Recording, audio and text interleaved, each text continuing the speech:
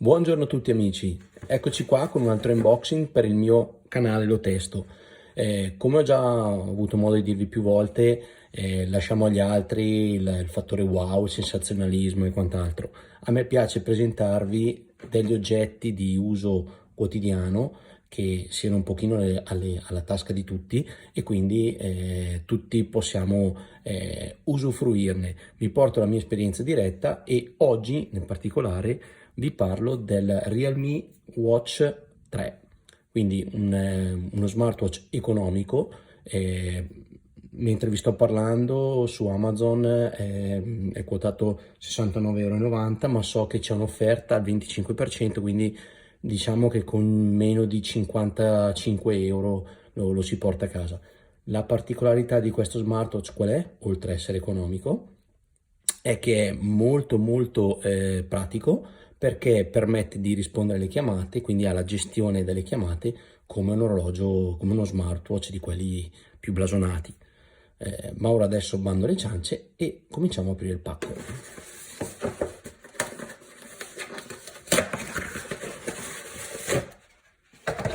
Eccolo qua. Ovviamente senza troppo far fatica possiamo vedere e intuire che lo smartwatch strizza l'occhio a quello che è l'Apple Watch. Sia chiaro, di Apple Watch ha solo la fisionomia, perché comunque sono due mondi ben distinti, due costi, due ordini di grandezza ben distinte, però, ripeto, è uno smartwatch che assolutamente può dire la sua. Allora, cominciamo a aprire.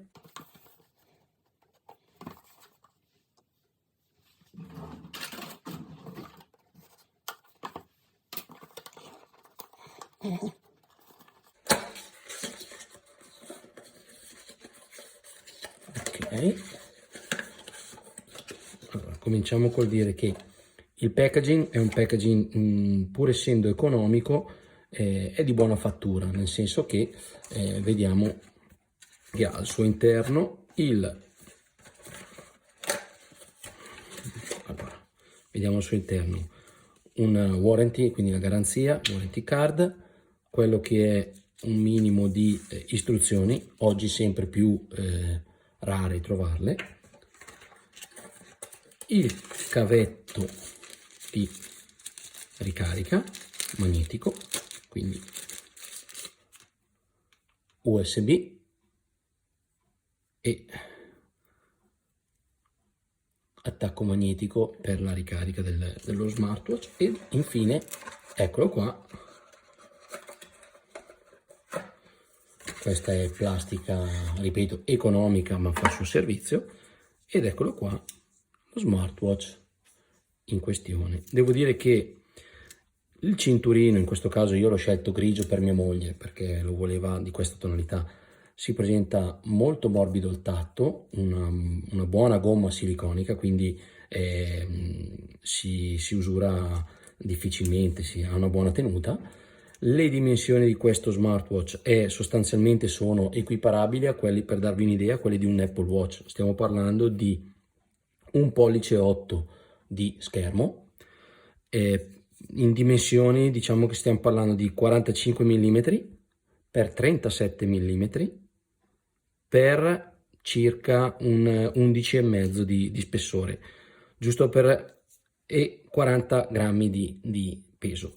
Giusto per farvi un parallelo, un Apple Watch 7 stiamo parlando di 45 mm per 38 per 10,7, quindi, e per 38,8 di peso, quindi siamo praticamente assolutamente equiparabili come dimensioni, come peso. Ovviamente non stiamo parlando di schermo OLED o AMOLED, ma di un TFT LCD che diciamo dicono che risponda molto bene. La cassa in materiale plastico, anche se risulta essere cromata e sembra, diciamo, più seria di quella che in realtà è. Tutta la scocca è una scocca di plastica, ma ben cromata e ben realizzata. Parlando di display, il display è un display da 500 nit di luminosità e ha una risoluzione di 240x286. Non è un fulmine di guerra, ma secondo me basta e avanza. IP68, quindi diciamo che ha una tenuta all'acqua. Non fateci il bagno in piscina, quindi un conto è resistenza all'acqua, un conto è farci dello sport vero.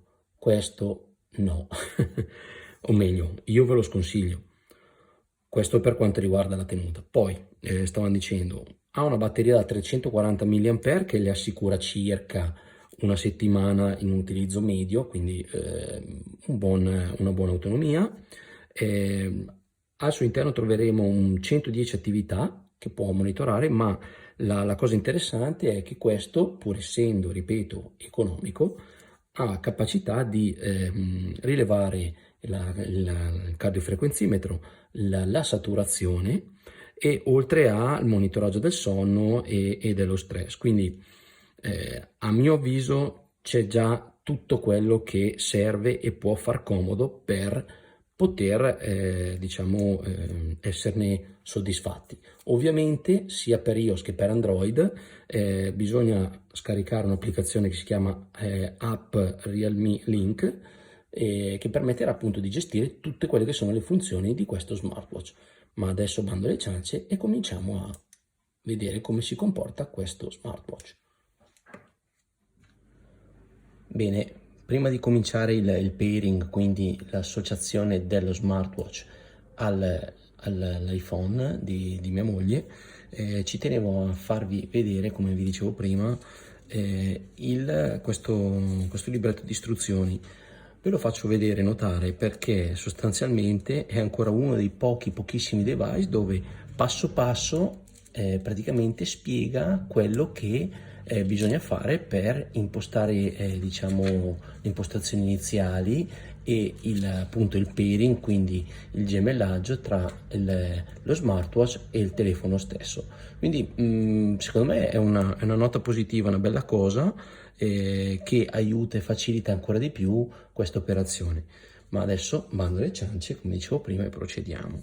Allora, stando a quello che c'è scritto sulle istruzioni, praticamente tenendo premuto il pulsante, l'unico pulsante che c'è, lo spellicoliamo prima di tutto, vediamo un po', sempre una bella emozione, sempre una bella emozione, ecco qua. Ok, come dicevo, teniamo premuto il pulsante, l'unico che c'è. Ok, procediamo adesso a impostare la lingua, in questo caso italiano. Ok. E procediamo ora a scansire, chiamiamo come vogliamo l'operazione. Ecco che il download è partito, diciamo che è quasi terminato. Ok, apri. Vuoi consentire di tenere traccia? Ovviamente sì. Ok. Accetto. Batteria scarica va bene. Ok. Notifiche. Consenti. Italia. Ovviamente per diciamo ragioni di privacy ho preferito tagliare tutta questa parte di abbinamento, ma vi assicuro che è molto semplice. In ogni caso doveste aver bisogno, sapete dove trovarmi, quindi mi scrivete e io sarò felicissimo di darvi una mano. Comunque, una volta scansito diciamo il QR code che appare sull'orologio, in automatico il device, quindi il telefono, scaricherà l'applicazione, che sia iOS oppure Android, la cosa non cambia.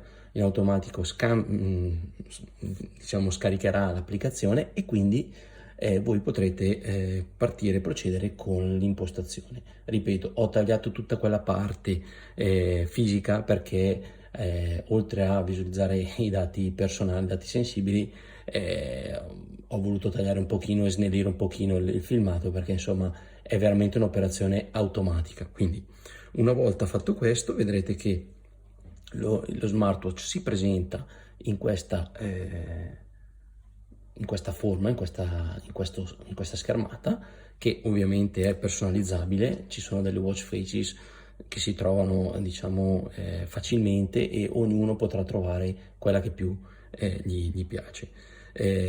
Lanciata l'applicazione la prima volta, avrete un breve tutorial che vi fa vedere le, diciamo, le funzioni principali, quindi vi farà vedere cosa succede facendo lo swipe. In questo caso non c'è nessuna notifica, swipe dal basso verso l'alto, ok?